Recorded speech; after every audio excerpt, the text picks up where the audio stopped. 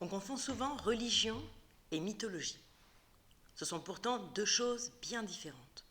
Et puis on confond aussi la culture romaine et la culture grecque, en présentant souvent la première comme l'héritière de la seconde. C'est une grosse erreur. On va essayer de voir pourquoi. Rome n'est pas l'héritière de la Grèce.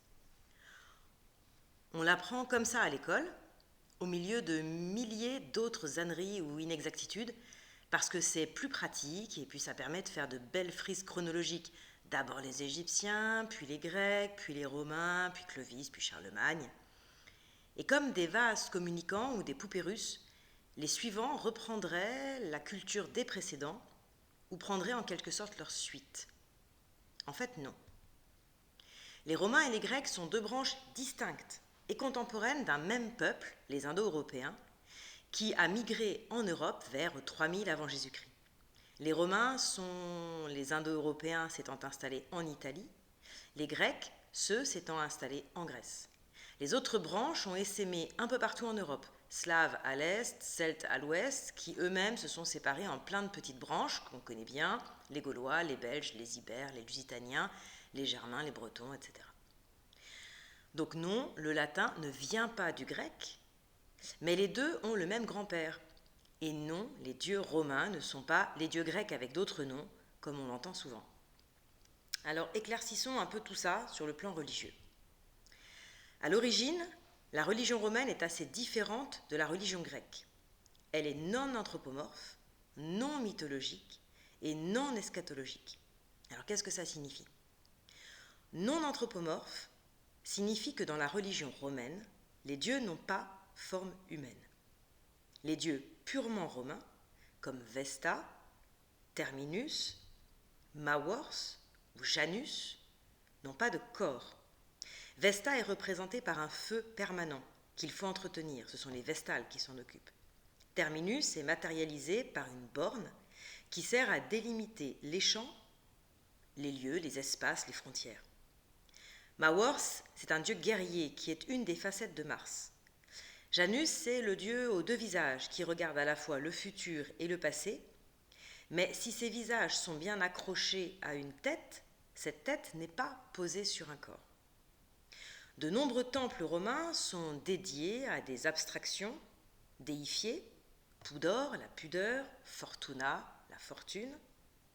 Là encore, si une statue peut matérialiser la divinité sous une forme sexuée, généralement féminine, alors même que vous voyez, Pudor est un mot masculin, ce n'est pas à proprement parler la représentation du corps de la divinité, contrairement à ce qu'on peut trouver dans les religions anthropomorphes, comme la religion grecque.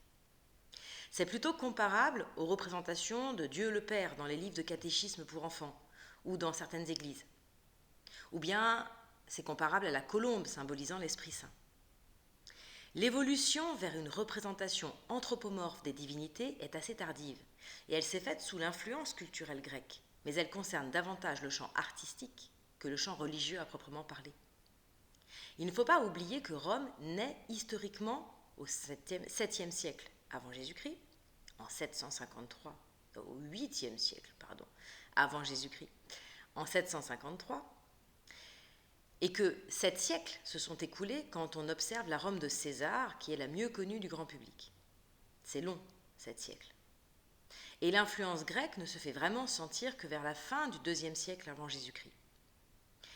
Elle ne sera d'ailleurs pas tellement plus forte sur le plan purement religieux que celle de l'Orient à travers le culte de Mithra ou de Cybèle, ou celle de l'Égypte à travers le culte d'Isis, dont on parlera un peu plus tard, qui prendra à Rome une ampleur considérable et qui préparera les esprits à l'avènement du christianisme.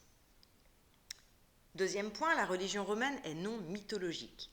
Les dieux romains n'ont pas d'histoire. La mythologie, ce n'est pas la religion, c'est de la littérature, et ce sont deux domaines bien distincts. C'est la littérature grecque, brillante, très développée, qui a influencé durablement et profondément la littérature latine. Les Romains n'étaient pas progressistes, ils ne valorisaient ni le futur ni la nouveauté. Conformément à leur vision, soit décadentiste, soit cyclique de l'histoire du monde, la perfection était à chercher dans les premiers temps et non dans l'avenir. Ils ne croient pas à l'idée de progrès qui s'est imposée idéologiquement en Occident depuis à peu près la fin du XVIIIe siècle et qui est enfin remise en cause aujourd'hui. Donc leurs artistes s'inspirent des œuvres grecques et adaptent la mythologie grecque à leur propre panthéon divin en établissant des équivalences entre des figures proches. Elles sont proches, ces figures, parce qu'elles émanent originellement, je vais y arriver, d'un même substrat religieux, culturel, qui a évolué localement sous l'influence des peuples habitant les contrées dans lesquelles s'installèrent les Indo-Européens. En Italie, ce sont les Étrusques qui ont dû composer avec les envahisseurs indo-européens et donc ceux qui deviendront les Romains.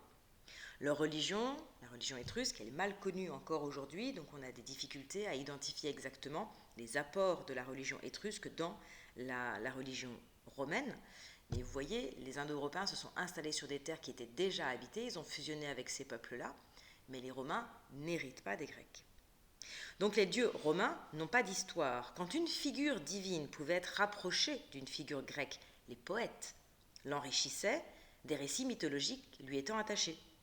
C'est ainsi que Jupiter s'est vu recevoir les attributs et les appétits sexuels de Zeus.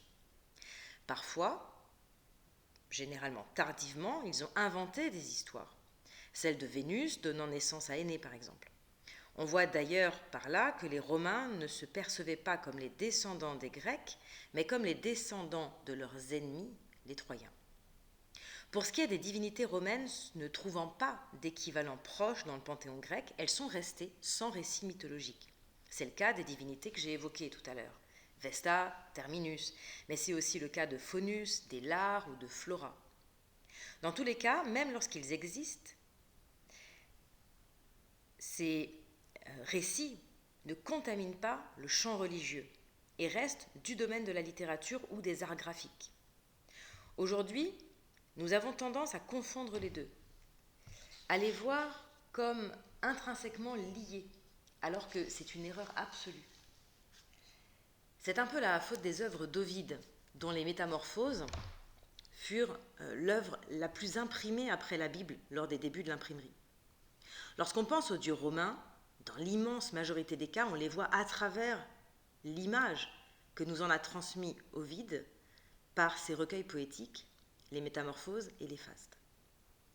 La plupart des cérémonies religieuses romaines, et elles sont nombreuses, ne sont liées à aucun récit mythologique. En revanche, elles sont souvent liées à des épisodes de l'histoire romaine, et elles révèlent aussi le fort lien qui unit religion, rituel et magie dans la mentalité romaine. Donc pas d'amalgame, Liber n'est pas Dionysos, Mars n'est pas Arès, Vénus n'est pas Aphrodite. Il n'y a pas d'identité, mais une ressemblance, qui permettra progressivement ce qu'on appelle en histoire des religions le syncrétisme, selon un processus qu'on retrouvera en Gaule avec les dieux gaulois, eux aussi héritage de l'ancienne religion indo-européenne. Les Gaulois sont des Celtes, ils ont la même religion que les Bretons, les Belges ou les Ibères. Leurs druides se réunissaient d'ailleurs dans de grandes conventions, et les Germains sont aussi des Celtes. Ils ont été appelés Germains par les Romains, qui, lorsqu'ils ont franchi le Rhin, sont tombés sur les mêmes que de l'autre côté du Rhin, Germanie de Germanus, qui est du même sang, semblable. Mais ceux de l'est du Rhin ont résisté un peu plus fermement à l'annexion et à l'acculturation que les Gaulois de l'ouest, d'où la plus grande proximité du français avec le latin par rapport à l'allemand. C'est aussi que les Germains se sont fait envahir par les Alamans quand les Francs et les Visigoths, qui avaient conquis la Gaule, étaient déjà largement romanisés. Revenons à nos moutons romains. Reste le troisième point.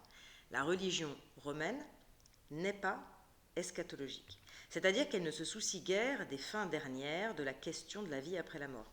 Cette question n'est pas totalement absente des préoccupations religieuses des Romains, comme le prouve le culte rendu aux mânes ou les fêtes des Parentalia ou des Lémuria, mais elle est bien moins centrale que dans le christianisme ou dans certaines religions orientales de l'Antiquité, comme la religion isiaque, c'est-à-dire le culte de la déesse égyptienne Isis, qui était très répandue à Rome sous l'Empire. La mythologie, en revanche, raffole des histoires infernales. Elle met en scène Cerbère et les ombres des morts qui errent dans des lieux mystérieux, mais ça, c'est de la littérature. Comme la catabase, c'est-à-dire la descente aux enfers d'Ulysse, par exemple, ou d'Énée, ou de Thésée, ou d'Orphée. Il y avait bien des rites liés à la mort, mais il n'avait pas l'importance qu'il revêtait en Grèce, par exemple. Et encore une fois, on a tendance à superposer les deux. Rien de semblable à Rome, à l'histoire d'Antigone, par exemple, qui relève de la mythologie, ou à celle des généraux vainqueurs de la bataille navale des Arginus, en 406 avant Jésus-Christ, qui ont été condamnés à mort pour n'avoir pas, après la bataille, repêché les corps de leurs soldats morts. Pour comprendre l'esprit romain, revenons un peu sur la fête des Lémurias. Ovide, dans le remarquable recueil poétique qu'il consacre au calendrier romain, nous l'a décrit. Écoutons-le. Ensuite, quand 3 fois l'étoile du soir aura montré son beau visage, quand 3 fois les étoiles vaincues auront cédé la place à Phébus, aura lieu une cérémonie à l'antique rituel, les Lémuries nocturnes. On y offrira des sacrifices aux mânes silencieux.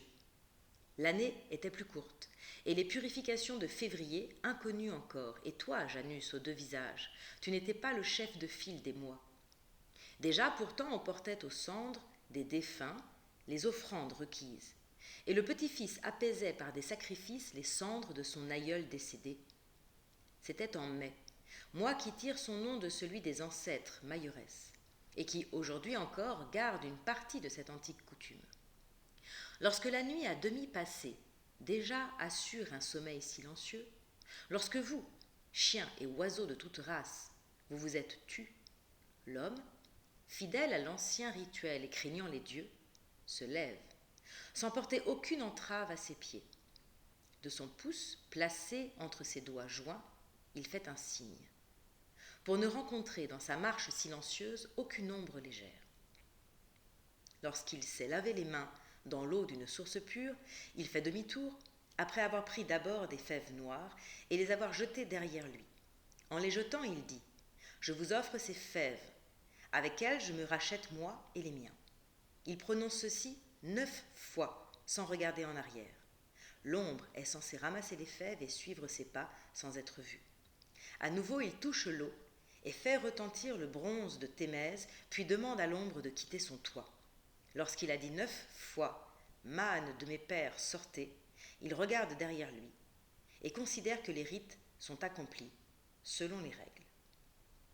Alors ce rite des Lémurias, qui utilise comme objet des fèves, c'est le rite qui a donné son nom à notre mois de février.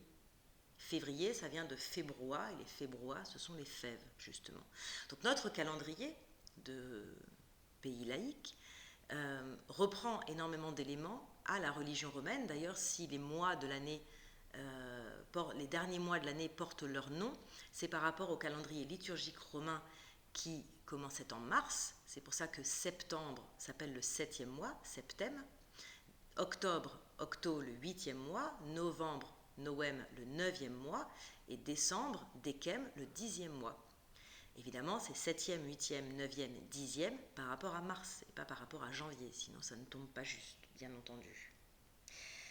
Donc quand on regarde un petit peu ce rituel qu'Ovide nous décrit, on ne voit rien là de très spirituel. On voit plutôt un rituel qui ressemble fort pour le lecteur contemporain à de la magie. La religion romaine n'est pas spiritualiste, mais elle est ritualiste. Elle est contractuelle essentiellement. Les hommes passent un contrat avec les dieux, les hommes rendent un culte aux divinités à travers le rituel, et en retour, celles-ci ont le devoir de répondre aux attentes des humains si les rites ont été correctement effectués. On ne trouve guère de spéculation métaphysique dans les ouvrages religieux du paganisme romain.